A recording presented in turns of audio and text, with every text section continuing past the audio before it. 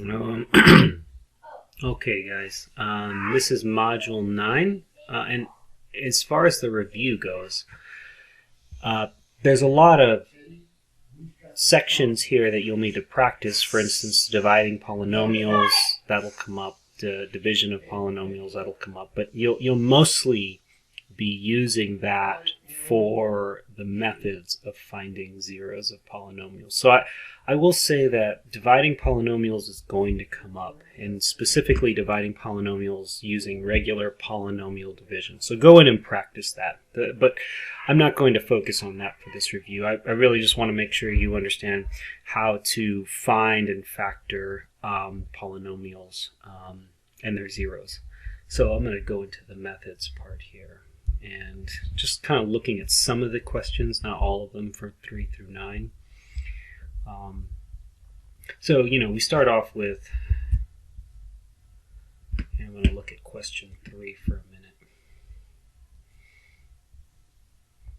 Now, the thing with this one is you can always start by just trying to see if it factors, right? So the way you can check if a polynomial factors is to see if you can factor by grouping, right? So in other words, can you take something out of here, let's say 4x squared, and that'll leave me with x minus 1, and then see if you could take something out of here and be left with the same x minus 1. It doesn't look like it though, right? Because when I try to take out, I can't take out anything. Even if I just took out a negative 1, I'd have 11x minus 6. And so you don't have the same things here. And so we can't go that route, right? So we've got to, factoring won't work. So the next thing, right, is to try and find possible zeros. All right. Sorry, I'm going to close the door here. I know I have a company over. So possible zeros here. Let me close the door. Sorry.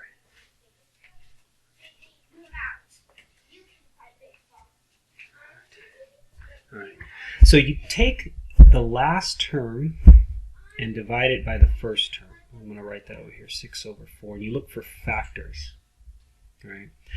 Now, when you think of factors, factors from the numerator, the denominator are both taken into account. So for the top, for 6, we know that a plus or a minus 1 would divide into a 6.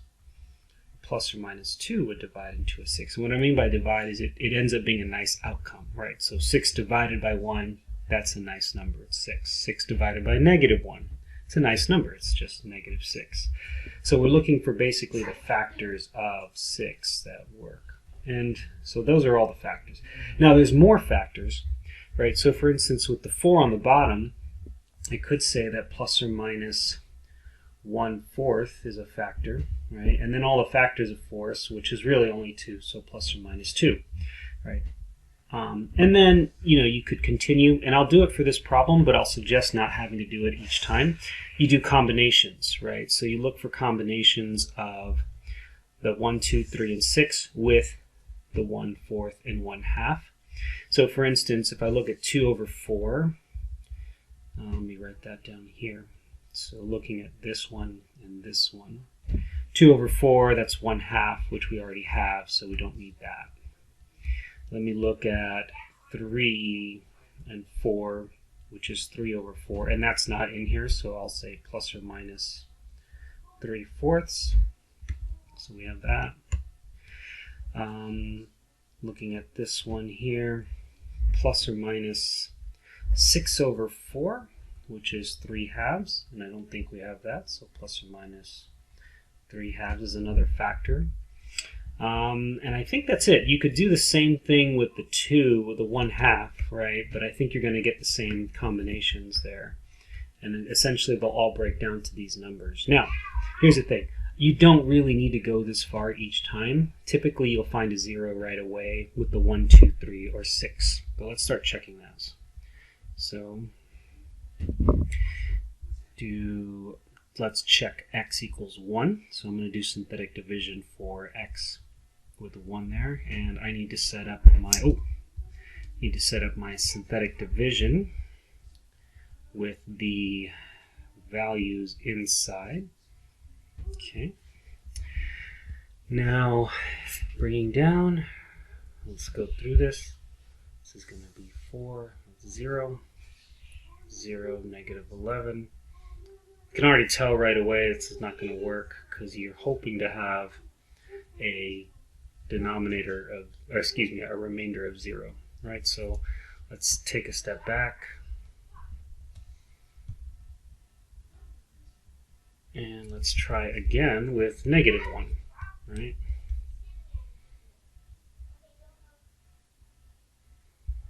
So, and I'll go a little bit faster just for our purposes. Doesn't look like it's going to work.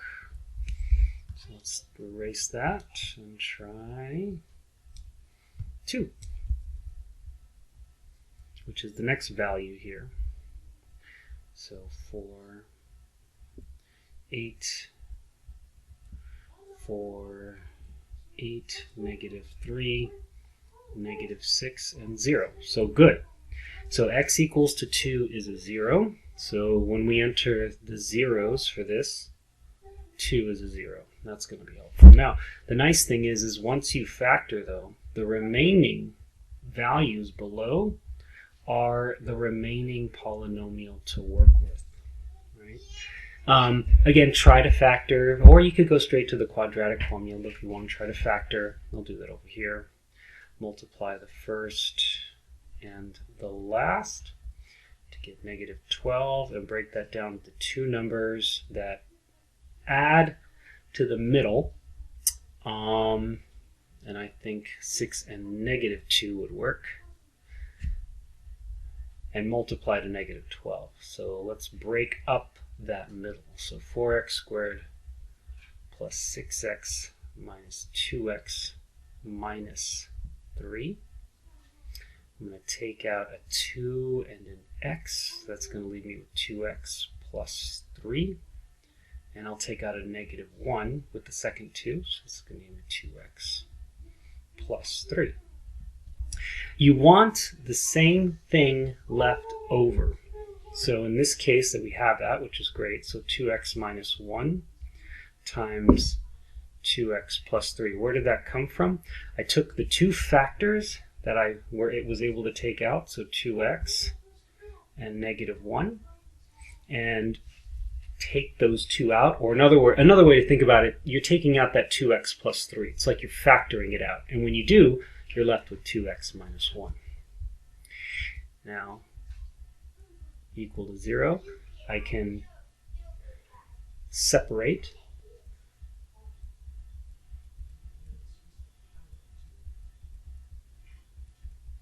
and solve. So x is equal to 1/2 and x is equal to negative 3 over 2. So my other two zeros are 1/2 and negative 3 over 2. Okay, so that's going to be your process. You could see a polynomial of degree 3 or 4, meaning you'd find 4 zeros instead of 3. But that's the idea. That's the idea.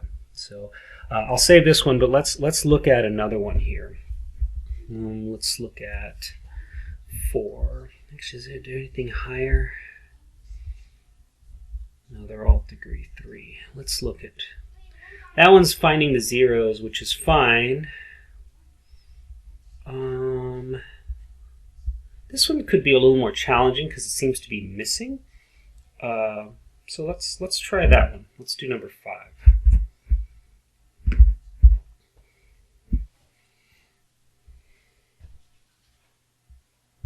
Okay, same thing. Now, again, what's nice about this one is notice that the first coefficient there, the leading coefficient is 1. So you're looking at factors of negative 2 over 1, which is really easy. It's just plus or minus 1, plus or minus 2.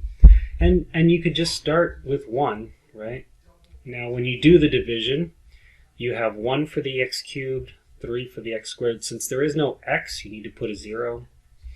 And negative 2. So let's start working. I can tell you right now, I don't think it's going to work, but we'll just because you see you had mostly positive numbers here, or at least 1 and 3 are positive. I don't know if we'll get to getting a 0, but we'll see. So that's 1, that's 4. It's going to be 4, 0. Oh, excuse me, add. That's 4. And that's going to be, so that's not going to work. So let's try negative 1. 1, negative 1, 2, negative 2, negative 2, 2. That works.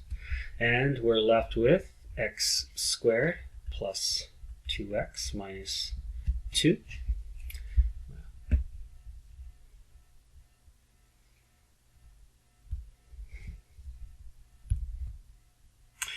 Okay, so we want to see about factoring.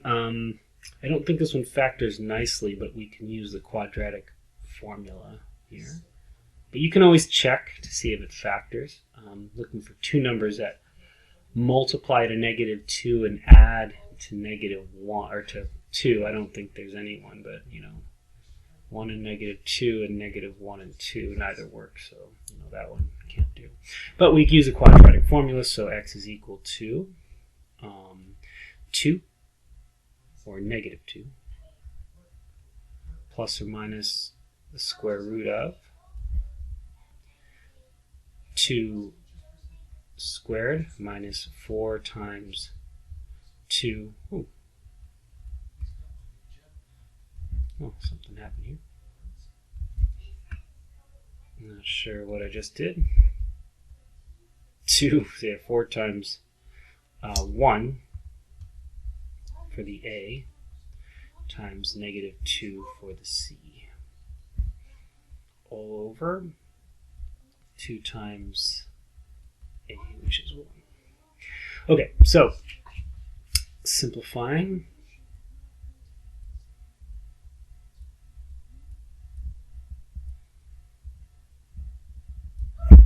This is going to be 4 plus 8 all over 2, negative 2 plus or minus square root of 12 over 2. Doing that again. I'm not sure what that's all about. Oh, I think it's my fingers touching. That's what it is. My hand is getting in the way of the control button. Anyway, alright, so this will be negative 2 plus or minus. Now square root of 12, that breaks down, so it's 4 times 3. So if I did the square root of 12, that's the square root of 4 times the square root of 3, or 2 times the square root of 3, all over 2. Simplifies a little bit, negative 2 over 2, bringing that 2 to each. Hands touching. 2 root 3 over 2. This will be negative 1 plus or minus square root of 3. So the zeros then, right? So we found negative 1. That's a 0. We found negative 1. Now let me see what it says here. Enter the zeros by commas. So you don't want to do plus or minus. If you did that for the exam, that's fine. I'm not too concerned about, but for the homework anyway, they probably wanted two separate zeros there. So that's how you do that one. I'll post this one as well, just so you see the solution there. Let's look at one more. Enter zeros. Now this one says use your graphing calculator to find. Oh, and I didn't specify this, but notice that you could find complex zeros as well, right? It doesn't say that you need to only find real zeros. Notice in this particular one, question 7, it does say to find all the real solutions. But, let's say you end up with just one real solution and one complex. So for number 7, you will just put the real solution. But if you end up with complex solutions, that's okay. That's part of your answer. So just make sure that you're able to find those. Let's do the last one there, number 9.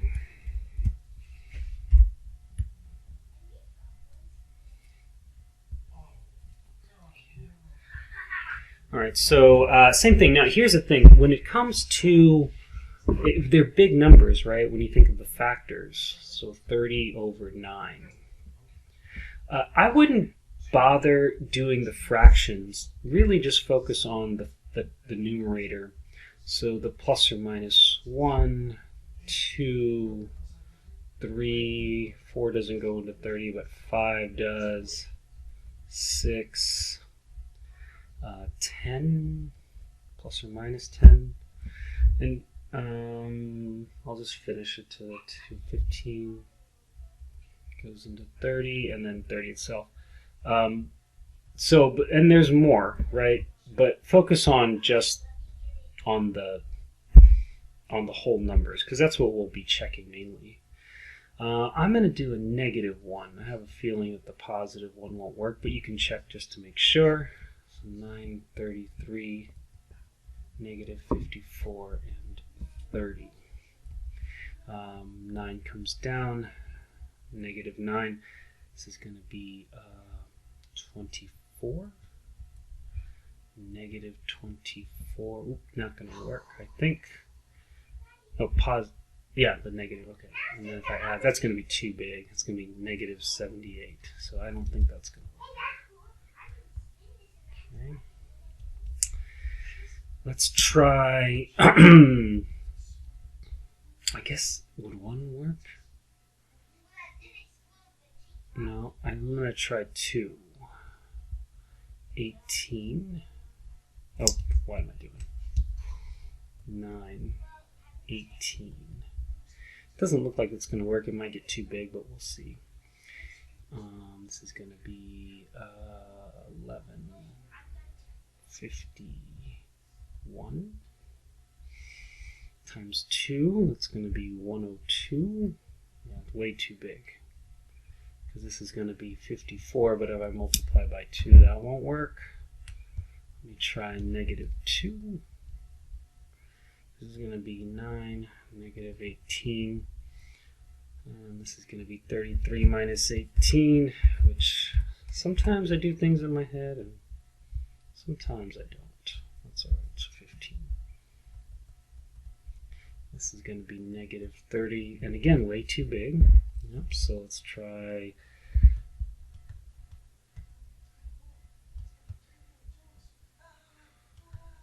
Let's try 3. That's going to be 9, 27. I think it's going to get too big. Let me try -3. So 9 comes down, -27, and this will be 6. This will be -18. Yeah, it's still too big. All right, so this is one where either I made a mistake in one of those initials, or maybe, maybe it's a really big number, or maybe it's the fraction. So let's say you do this in an exam and you get stuck, right?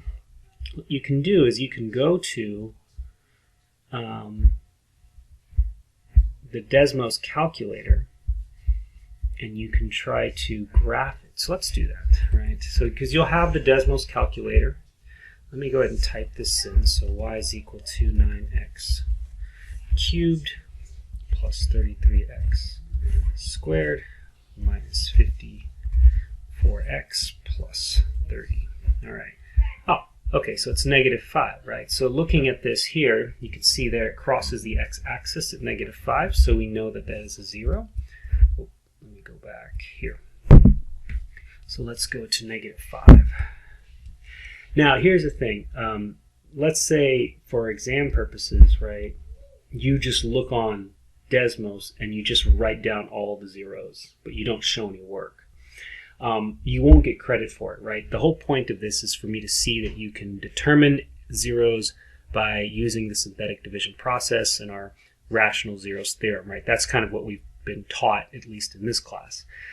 Definitely we have a graphing calculator, and you should use a graphing calculator, or in other words, Desmos. But you can use it to check your work, or when you find it gets a little complex and you need to just kind of get that part to find the zero. That's more than fine. But show your work, right? So still do the synthetic division, still break things down, that kind of thing. Okay, so let's see where we're at. So 9 comes down. It's going to be -45. And that's going to be 12. Negative 12.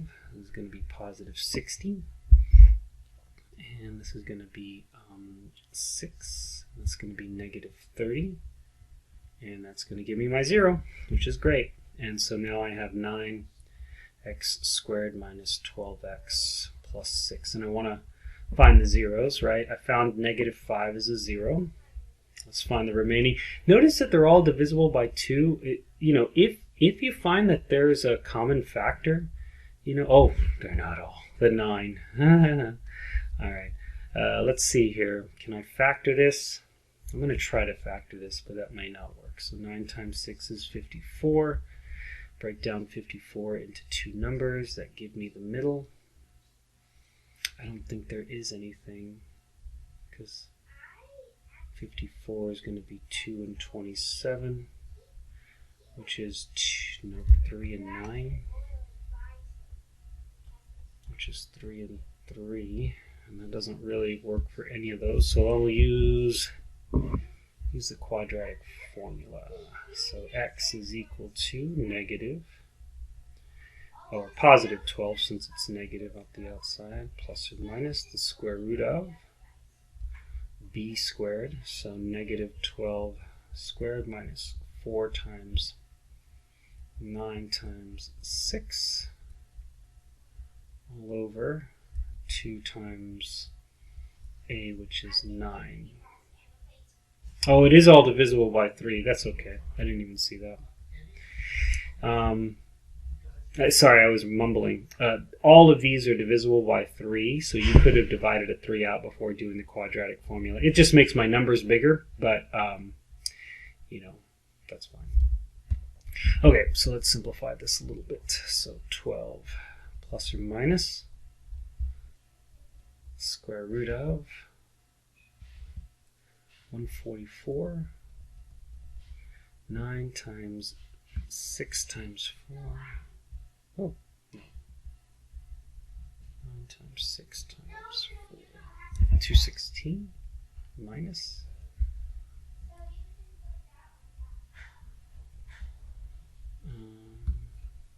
minus 72.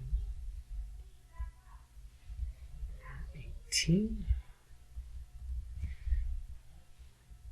So this will be 12 plus or minus square root of 72, and it's going to be negative 72. So this is where we have a complex solution.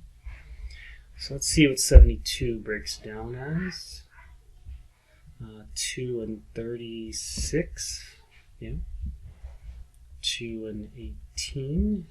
2 and 9 and 3 and 3. So it looks like I could take out a square root of 4 and a square root of 9. So square root of 4, that's going to be 2. So this will be 12 plus or minus 2 times 3. So 6 square root of, what's left over? 2. Oh, excuse me. There's a negative there, so I over 18. I can divide that 12 or that 18 into each term, so 12 over 18 plus control plus or minus 6 over 18 square root of 2i. This will simplify to 2/3 plus or minus 1/3 square root of 2i. You could also just put the square root of 2 on top to write this as 2/3 plus or minus square root of 2, over 3i. So your zeros, coming back up here, are going to be 2/3 plus square root of, I keep wanting to do 3, 2 over 3i. Let me write that a little better. And then 2/3 minus square root of 2 over 3i. So that's the kind of thing you're going to run into. You could have complex solutions, you could have real solutions, that kind of thing. The only thing I didn't cover, and I'll talk about this just briefly, sorry, let me go back to the review, is that you could have a situation where not only do I ask you for the zeros, but I ask you for the factorization. So let me go back to number 3, that one that we did earlier. So here, let's say I asked you for the factorization in addition, right? So the zeros you got, those were 2 1/2 and -3/2. But if I had to ask you, or if I asked you the factored form,